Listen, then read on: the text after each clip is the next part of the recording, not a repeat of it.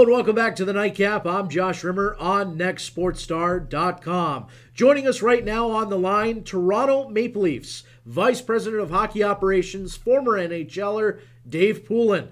Dave, thanks for taking the time to be with us. My pleasure, Josh. Dave, first of all, did you at all think we'd have a new CBA done at 5 a.m. on a Sunday morning? And how did you hear about it? Were you woken up with the news? Yeah, we got the general direction, I guess, the night before that the meeting wasn't breaking up, which was encouraging at that point because it was the first time that it had gone to that point in the night. And there had been ebbs and flows in the negotiations throughout, but this seemed to be the strongest flow. And so certainly going to bed, you were optimistic that they were going in the right direction. Wow. And what did you do to keep yourself busy during the lockout? I expect that you weren't. You were still very busy with a AHL club here in Toronto as well. Yeah, it's interesting during a time when the big team is not playing, and you realize what a significant piece of the schedule they are of your schedule. I sit in a hybrid seat in our office, and that I probably am caught the most between pro and amateur. So on the amateur side, I focused on not only the upcoming draft picks, but the draft picks that we had already chosen that were in Ontario, and we have 8 right now. So it was a great opportunity to see these kids played, both signed and unsigned kids that we've taken over the last 3 years, watch their development, and then touch on, I spent a lot of time with the Toronto Marlies, with Dallas Eakins and that group on a day-to-day basis, and went to Europe twice. I catch the Corolla Cup there every year. Wow. Finland in early November, and then I went back for the World Junior Games in Helsinki right before Christmas. So it was actually a very, very busy 4 months. Wow. That's quite the busy 4 months. That's for sure. Dave, no more CBA talk. I won't talk about the CBA now for, like I mentioned to you off the air, about 8 years or so. Is that your protest? Yes, that is my protest. I have no interest in talking about it now for a long time. Now we can focus on the on-ice product, which I'm very excited to talk about. Not a lot of days to prepare for the Maple Leafs for this season. What are your thoughts on how your short training camp played out? Well, it really is a tremendous challenge, Josh, and I went through this. The last year I played was 94-95, yes. And it was the last year with the like schedule, 48 games during a labor situation. But the difference there was that the CBA ended October 1st. So we had a full training camp. We played a full slate of exhibition games, and the team was chosen. So when we came back in January, it was a short week, but it was with a team that had already been chosen. Nobody was called up from junior. Nobody was added from the minor leagues. This was a very different scenario. You could have as large a camp as you wanted. You had restrictions on the junior players, but you could still bring some junior players, and as many of your American League players or affiliates as you chose to. And so we went with 31, which I think was a pretty common area number around the league, and we, had a very abbreviated, intense 6 days, and it was, quite frankly, very difficult to make decisions. You were making decisions based on their current play. You were making decisions based on their body of work. And so it was really a macro, micro look at things and organizational decisions that have long-standing effects. And so it was a real, real challenge. It was, certain players weren't put in a situation where they could really show their stuff. We had one scrimmage, and you have game players and practice players. This wasn't a week to be a game player and not perform in practice. This past week, you guys put Tim Connolly on waivers. Was that a tough decision for you guys? Very tough, and a lot of conversation went into it, a lot of discussion at all the levels of both coaching and management, and the decision was made, and it was, with a great deal of respect to a true professional in Tim, and just simply a different direction that the group chose to go in. Dave Poulin joining us on the line right now, Toronto Maple Leafs Vice President of Hockey Operations. I see Nazem Kadri made the team. You guys obviously were pretty impressed with his training camp. Well, he had a very strong camp. He had the advantage of having played, and that was another significant factor. It'll be interesting to see as this plays out, Josh. The players that played versus the ones that didn't, because they clearly had an advantage. The American League players and the players that played in Europe. We had 6 to 8 players that played at various points in Europe for different lengths of time. There were some teams with 16 players that played in Europe. And while that may be a huge advantage out of the gate, talk to me on March 20th when they've played, in a very compressed schedule, and see if it's still an advantage, or see if the players that came in fresh to camp have now kicked into gear or in full flight at that point. So, NASM had the advantage of performing very well. As a number of our players did that have joined us now from the Marlies, there'll be, potentially 6 players that start the season with the big club, and it was a sizable advantage to have played at a high competitive level. Dave, Kadri obviously is going to be an exciting player to watch here in Toronto. Other players that are on the team this year, not a lot of the fans may not know much about some of the guys. A guy like Leo Komarov, I know I just butchered his last name. Komarov. 1-2, Josh. Komarov. Komarov. Thank you, Dave. Leo Komarov. Can you tell us a little bit about what we can expect Leo to be this year? Very interesting player. He is an Estonian father on the Russian side and a Finnish mother. Grew up in Finland and went to a Swedish school, and so is actually fluent in 4 languages. And he is a professional. He has played 3 years in the Finnish Elite League and then 4 years in the KHL. So he's performed at a high level. A draft pick in 2004, I believe, if I'm doing my math right. And maybe 2006. I'm doing my math in my head quickly here. But a draft pick that, under the old rules, you could let develop in Europe. You didn't have to rush to sign him. And we've tried to bring Leo over for a couple of years now, but it just wasn't a fit on either side.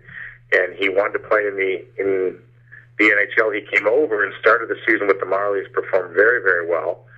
And he had a November 15th out clause in his contract if he was not playing in the NHL. And Claude Loiselle in our group does the contracts and did a great job of, in fact, didn't execute that out clause. Instead, he loaned him back to Dynamo during the lockout.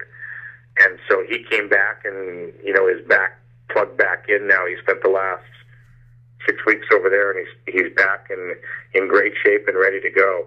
But he is a very aggressive player, plays with a great deal of grit, a great deal of sandpaper, but with a high skill level as well. So he'll be an interesting player that'll plug right into the lineup. Dave, a lot of new faces on the blue line as well this year. Mark Frazier, we have Holzer back there, who had a kind of a cup of coffee with the Leafs last year. I don't think he got into any game action, but I remember he was recalled for depth purposes. And also you have Michael, I'm going to butcher this one too, Koska. Did I say that right? Perfect. Okay, fantastic. So 3 new faces there on the blue line this year. Can you tell us a little bit about the new faces? Well, they all are different elements. Mark Frazier has played 100 games for the New Jersey Devils, a big physical player, good penalty killer, very, very aggressive, handles himself very well, 6'4", 220 pounds. Corbinian Holzer is a big man as well, 6'5", probably 215, 218, and a little more of a puck mover than Mark is.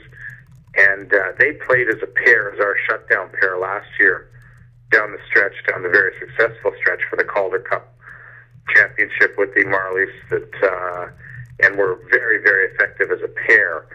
Mike Koska was a part of the team in Norfolk that beat us actually in the finals of the Calder Cup. And Mike is an interesting young man. He came out of UMass Amherst, a Toronto-based kid, and I guess a slow developer, a late bloomer, and has worked his way up through the minor leagues and has never played an NHL game. So tomorrow night in Montreal will literally be his first NHL game, and he is a proven all-star now. He was just named the all-star team in the American League. A very good all-around performer. I believe with the recent call-ups, he sits probably 4th in the American Hockey League in scoring as a defenseman, and runs the power play and a great deal of poise. Mike plays with literally ice water in his veins, and so it's a great opportunity for a late bloomer to get his first opportunity, and I think he'll thrive. Do you see yourself, the Maple Leafs, making any moves in the next couple weeks, or do you think this is going to be the roster going forward? No, I think things will change up, and I think we're open to it. And I think clearly, when you're making a move, you need a dance partner, and I think we may have some dance partners involved, but it just depends on that exact piece of it. We won't do it. You know, we have no interest in moving a young player for a considerably older player. We're going to stay young. Would we move young assets for young assets if it's a fit? Clearly we would. But we like our group moving forward. We're comfortable with it. We're confident with it. But, Josh, we're always looking to get better. Kind of funny when you think of it, Dave. James Van Riemsdyk, who was the big acquisition in the offseason, still has yet to put on the Maple Leaf uniform in a game. How excited are you to see James Van Riemsdyk line up tomorrow at center? Or actually, he's not playing center, is he? Oh, he'll play in the wing. He'll play in the wing tomorrow, and it looks like he'll play with Nazem Kadri and Leo Komarov. And, you know, this is a big, talented young man, and, you know, still a very, very young man. And he's, I think, got a chance to be a very special player. We've certainly seen pieces of it in his career to date in Philadelphia, but this is a very skilled player, obviously the number 2 pick in the draft behind Patrick Kane in the draft year, and I'm excited to see him play. Dave Poulin joining us on the line, and his title is the Vice President of Hockey Operations for the Toronto Maple Leafs. Dave, I want to talk to you about, as well, another familiar face back with the team this year, got put down on waivers last year, ended up with the Marlies.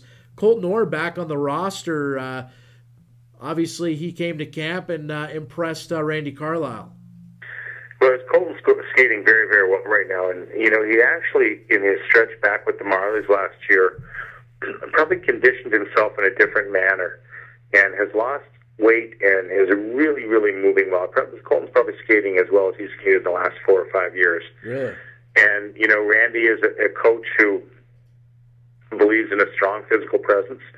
You know, on that line, it looks like it'll be Colton Orr and Mike Brown playing with Jay McClement, and they'll have a physical presence, and there'll be an energy line expected to forecheck and be aggressive. And Colton looks great physically, looks really good, and he's such a great kid. He's so good in the locker room, and he worked through, you know, a difficult challenge last year and being sent back to the minors, but he's back in the NHL right now. I remember seeing Colton, too, with the Leafs. He could score some goals, too. I've seen his hands pretty good sometimes. Yeah, you know what? He's a pretty good hockey player, and I think when someone's capable of the physical side, they lose sight of the hockey playing side. Sometimes people do, but, you know, he thinks the game pretty well. Dave, I want to talk to you about the big game tomorrow. I know you guys are really excited. You're in Montreal for the game tomorrow, opening night in Montreal. What are your expectations for the Leafs this season? Well, it's such an unusual year, Josh, with a 48-game schedule and a compressed schedule, and it'll be a different tone every night, but it is an intensely compressed schedule. There'll be a lot of factors that come into play. Injuries will be a factor, conditioning will be a factor, depth will be a factor. I like our group. You know, we've got a good young group. We continue to get better, continue to develop. And in the last 2 seasons, we've had great stretches of hockey that we have not been able to sustain over an entire season. And, you know, we're going to come out hard tomorrow night. You know that a Randy Carlyle coach team is going to play hard. He's had the opportunity to be here for, you know, a period of time last year and to settle in and get to know some of the guys, and they got to know his expectations. So while we didn't have a full training camp, I think the guys, to their credit, came back in terrific shape. I expect a very high energy level. I expect a hard-working team, and we'll be ready to play. Has it been decided who's between the pipes tomorrow, between James Reimer and Ben Scrivens? Not to the best of my knowledge, it hasn't, and that may not be decided until game time tomorrow night. Wow. That's the coach's call. Interesting. One final one for you, Dave, and always appreciate you joining us on the program. I know you spent a lot of time with the Marlies. Who's really impressed you down there and someone who Maple Leaf fans can look forward to in the future? I think we've got a nice group down there. You know, the challenge at that level, Josh, is to have a veteran presence and to allow players to learn to play pro hockey in a competitive environment where it's a winning environment, a winning locker room. I think Dallas Aiken's done a great job with that. But, you know, a couple players that got a taste of it last year, but a proven veteran who's had a terrific year to date with 17 goals in the American League is Ryan Hamilton. Yeah. He got a short stint up here during the camp, and I think we'll see Ryan play some games this year.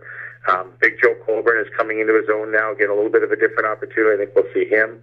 Carter Ashton will get an increased role with the co-ops. And so we've got a handful of young guys down there that I think will get a little bit different flavor and a different look with the Marlies now because of the recent call-ups. Well, Dave, I really appreciate you taking the time to join us on the show. Really looking forward to tomorrow night's game, 7 o'clock at the Bell Center in Montreal. All the best to you and all the best to the Maple Leafs, and we're looking forward to a great short 48-game season. Always a pleasure, Josh. Thanks. Thank you, Dave. That was Dave Poulin joining us on the line, Toronto Maple Leafs Vice President of Hockey Operations. We're going to head to break. Coming up next, we're going to tee up what's coming up in hour number 2. That's coming up next on the Nightcap. Don't go away. It's all up to us.